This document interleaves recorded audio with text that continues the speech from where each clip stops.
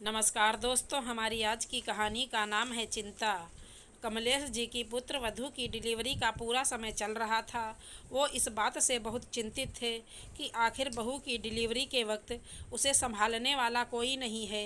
अगर आज कौशल्या जी जीवित होती तो किसी बात की चिंता करने की ज़रूरत नहीं थी, लेकिन भगवान ने बेटे बेटी की शादी से पहले ही कौशल्या जी को अपने पास बुला लिया।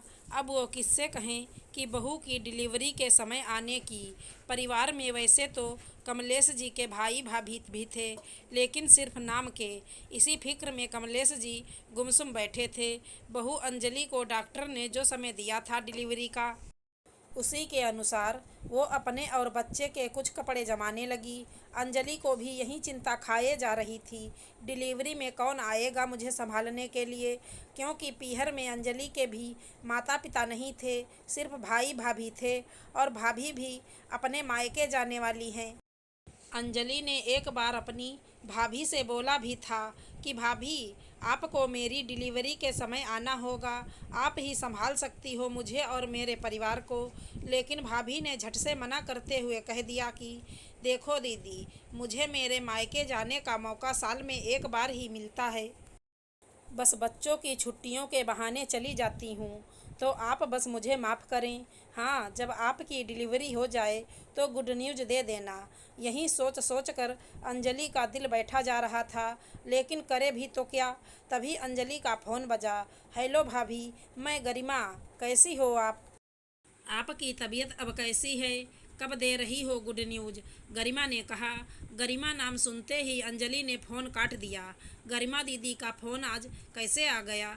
गरिमा दीदी को तो मैंने एक बार भला बुरा कह दिया था। उस दिन के बाद से गरिमा दीदी ने कभी फ़ोन नहीं किया, लेकिन आज कैसे? अंजलि सोचने लगी और ग्लानि महसूस करने लगी। उसने अपने ससुर से कहा, पापा जी, गरिमा दीदी का फ़ोन आया था, पर मैं उनसे बात नहीं कर सकी, क्योंकि मुझे आज मेरी गलती का एहसास हो रहा है कि मैंने रक्षाबंधन के दिन दीदी को बहुत बुरा भला कहा था। मैं समझ नहीं पाई कि ननद कभी बुरी नहीं होती, बस ननदों को बुरा बताया जाता है। और ननद सिर्फ त्योहार पर लेने नहीं आती, बल्कि बदले में न जाने कितनी ही दुआएं अपने साथ देकर जाती हैं।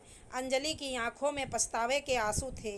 तभी कमलेश जी ने अपनी बेटी गरिमा को फ़ोन किया और कहा, बेटी, तू तो सब जानती है ना, तेरी भाभी की डिलीवरी का समय नज़दीक आ गया है।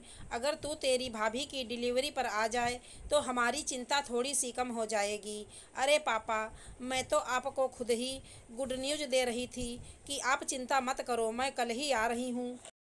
अब बस भाभी को आराम करने की ज़रूरत है। मैं भाभी को अच्छे से संभाल लूँगी, आप बिल्कुल चिंता मत करो।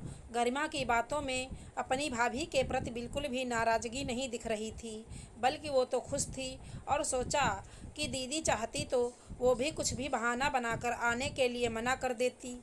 लेकिन गरिमा दीदी ने मना नहीं किया। अंजलि ने जब यह सुना तो वो बहुत खुश हुई और उसे समझ आ गया कि ननद कभी बुरी नहीं होती और समय पर अपने ही साथ देते हैं। कमलेश जी भी अब चिंता मुक्त हो गए और घर में गुड न्यूज़ आने का इंतज़ार करने लगे। आशा करती हूँ हमारी कहानी अच्छी लगी होगी। धन्यवाद दोस्तों।